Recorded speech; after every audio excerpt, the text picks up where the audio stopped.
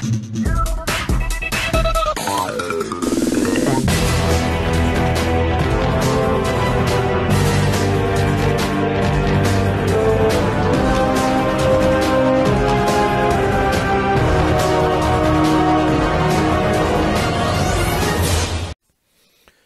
up YouTube, this is Joe from Zephyr Wargames and I'm bringing to you guys the long-awaited Egyptian God Poker Knight Kuriboh deck profile. This was a profile that I hinted at or mentioned in my pure Kuriboh deck post Brothers of Legend, that I was thinking of making the quote-unquote Yugi deck using 3 of his most famous themed cards within the deck, not obviously including his most famous theming, Dark Magician. And so Poker Knights, Kuriboh, and Egyptian gods are all stuff that Yugi has used. So this is a Yugi inspired deck that also has very nice synergies between each other, all of them providing something towards another part of the deck. And so when all of it comes together, it is very weird. You will get, I would admit, those clunky hands that seem a bit odd, that you can't really play much with it. But when it does pull off, when it does go off, it is very fun to play, and it is very cool to see what these synergies can inspire towards each other and provide for each other. So before I get to this, if you enjoy this, because I like and subscribe down below, ding that notification bell, because obviously if you enjoy a person's content here on YouTube, you don't want to miss out on that content, and that notification bell helps prevent that. And all of that is greatly appreciated, and thank you guys so much for doing so. So with all that said and done, let's get into this Yugi deck. Just call it that. So it's really cool. I do like how Konami has kind of like done this when you do take a big wide scope at Yugi's archetypes. Other than Magnet Warriors, I think, and even then Magnet Warriors can provide something to each other, to something else. All of his decks have weird synergies with each other, and they can all like intertwine with each other quite uniquely. I think the only one that actually doesn't do it is Summon Skull, and so his archetype needs a bit more support, in all honesty, in all fairness. It's just kind of like throwing itself into the Arch Fiend deck. Yeah, other than Summon Skull, every part of Yugi's archetypes provides something towards another part of another archetype. So it's really cool. I do like how like Konami has probably like uncontrollably done that with all of Yugi's decks, which is pretty funny. So starting off with the god part of the deck, being the smallest, is in terms of like monsters, is just these 4 gods here: 2 Slifer's, 1 Ra, and 1 Obelisk the Tormentor. Slifer is arguably the best, and you kind of like want to end boards with him first, just because he does provide your opponent a soft lock, or soft stun, should I say, not really a lock because they can out it. A soft stun that they have to try and like work around, especially if they're a link focused deck. They're really going to struggle to work around the Slifer, so long as he has like 2+ attack. So it's pretty good there. Ra, I like to have him in the deck because he is next search, synergizes with the deck, considering he is a question marked attack, so you can search it with Thunder Speed Summon. So there's that as well, and he's pretty much your OTK maker. And then Obelisk is kind of like, again, as I mentioned, previous god builds, the weakest in terms of like how he synergizes with other decks, because he has standard attacks. It can't be searched through Thunder Speed Summon. So basically you can't really search him. That's the main issue with Obelisk in terms of like the other god decks, other than if you don't play True Name. He is not really searchable, so you just kind of like have to draw him, in all honesty. So that's why Obelisk is there. But I had to play, if I'm playing 2 of the gods, I play all 3. Like, it's just what I do. I can't help not do that. Moving on to the Poker Knight part of the deck is 3 copies of Joker's Knight and 1 each of King, Queen, and Jack. So the reason I've gone for this ratio, you may think, oh, well, if you open one of the knights, your engine is pretty much dead. It can hurt, depending, but it all depends on which knight you open. If you open up King, your combo's fine. If you open up any of the others, that's the issue. That's pretty much it. but you're not really using the deck is not fully 100% focused on the Poker Knights, because we do play the Kuribohs in here.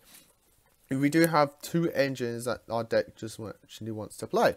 So if one of them, quote unquote, bricks, so in terms of like the Poker Knight, the deck, if you open up one of the vanillas, yeah, you're not going to be able to like go full off combo with things like Joker Straight and so on and so forth.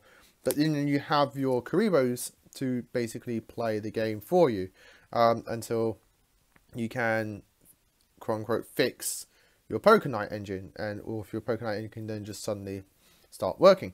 That's why I've maxed out on Joker's Knight, because by maxing on Joker's Knight, not only can he substitute for any of the Poker Knights, so you can start comboing off with that, but being the free level 5 that you can just summon itself, it combos well with the Kuribohs because of 5-star Twilight. We can now use Joker's Knight, and if you actually can do Jack's Knight, to start sacrificing for your Kuribohs, and then your Kuribohs can start going off and either start doing their own thing or being tribute fodder, which you can do, and I'll explain how you can do that at the end for your Egyptian gods, which is pretty cool. And summoning out Obelisk with the Kuriboh brothers is really good, because not only do you get the god on board, but then you start 2 Kuribohs left, so you can use God's Obelisk's ability to nuke the board, which is really, really funny to do.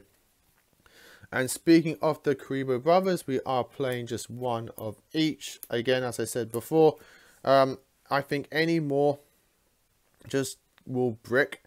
And so I just like to play one of each, because you can just summon them from anywhere.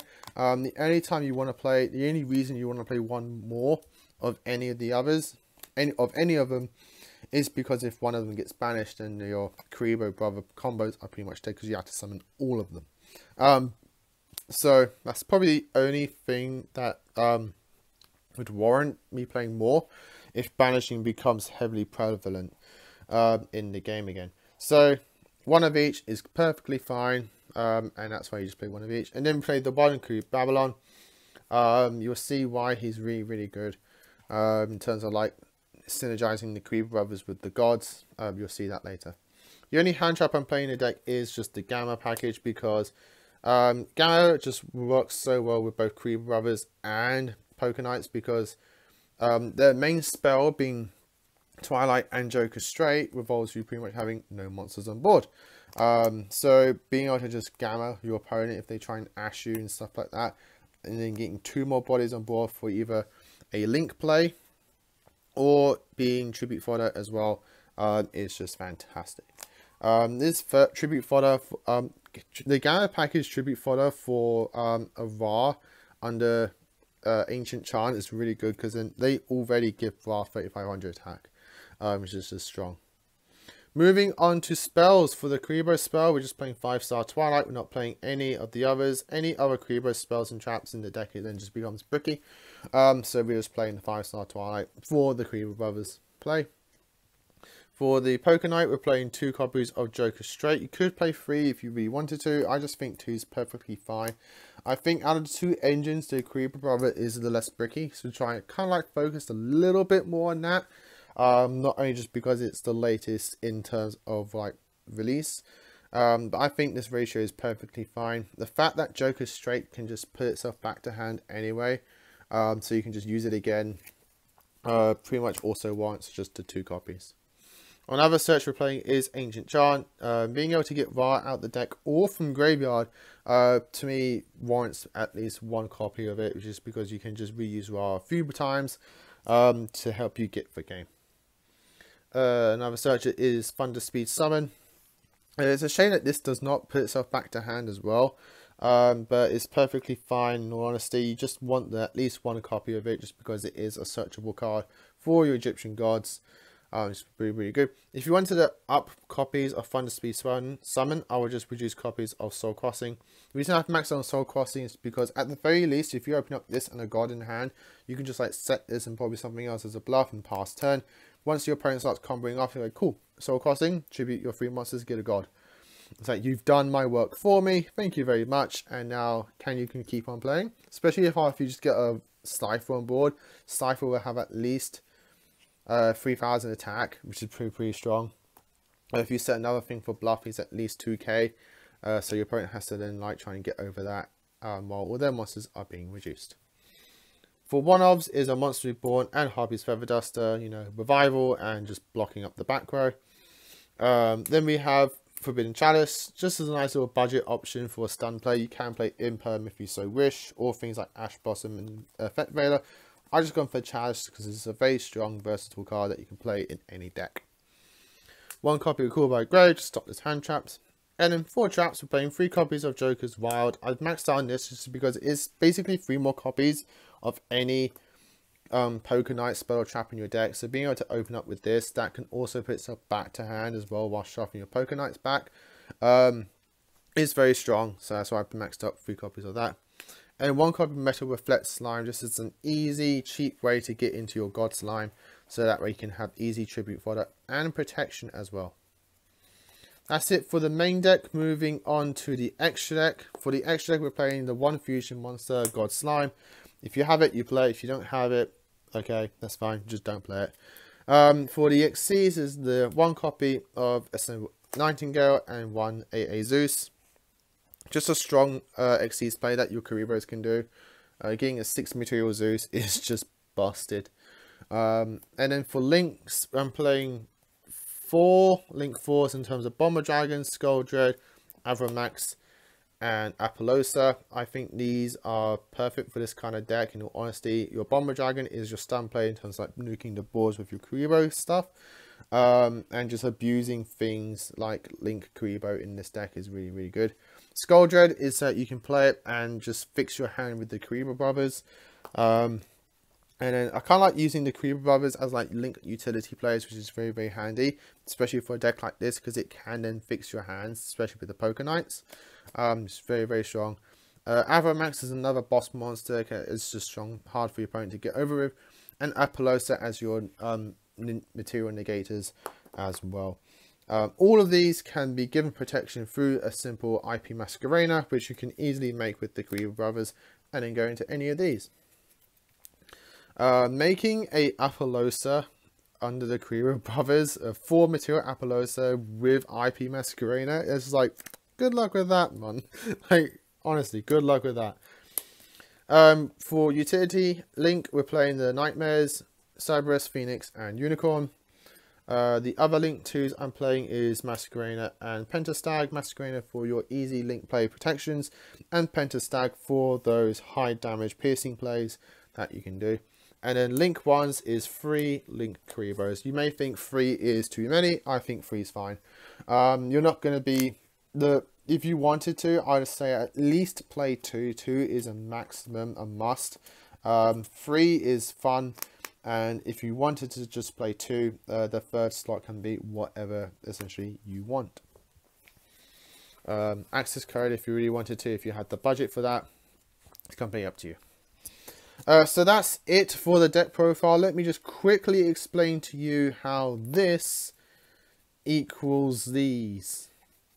Like, how do you, Joe, tribute the Kuriboh brothers summoned through Twilight for the gods? Because Twilight says you can't be used for tribute summon. So how do you do that? If you haven't noticed already, just by like, no offense, reading the cards and like how they work, you can use the Kuriboh brothers for tribute fodder other than just plasma, considering he's a special summon. So once you summoned out your Kuriboh brothers, the way that you get it to work, once I find the last one, is he already there? I bet he's already there. He's already there. So once you summoned out your 5 Kuriboh brothers through 5-star Twilight, the way that you get them out of the lock is by using them for your Babylon, and on the same turn, because Babylon does not have any restrictions on when you can do it, you just use Babylon to bounce itself back to hand and resummon the brothers out. Now they are not locked by 5-star Twilight, because when they're summoned through 5-star Twilight, that's when they're locked. Once you freed them through using Babylon's effect, you can now use them for tribute fodder, and then you've also got your Babylon back to hand. So then if you luckily just used a Twilight and a level 5 and then done that, Babylon replaces the Twilight that just left your hand after being used. So if you summoned like a Slifer, he at least has another 1,000 in hand, which is very, very handy. But yeah, that's how you use the Kuriboh brothers for your god fodder. You just reset them, resummon them through Babylon, which is very, very good. And then Babylon's nicely in your hand, so when you open up another Twilight, you can just do it all over again. But that, guys, is the deck profile. I hope you all enjoyed it. Leave your comments down below what you think of this, how you play in the Kuriboh brothers and the Poker Knights and the gods and all that kind of thing. I'd like to hear your thoughts down below. As always, guys, like, comment and subscribe. Till next time, as always, stay safe and, of course, happy dueling.